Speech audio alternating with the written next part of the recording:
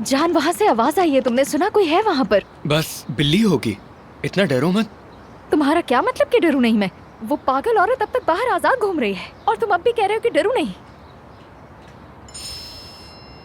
Message आया है, unknown number है। अगर 24 घंटे के अंदर आमिर मेरे पास ना आया तो सब अपनी कब्रें खुद खोद लेना। फिलिस है, फिलिस है ये।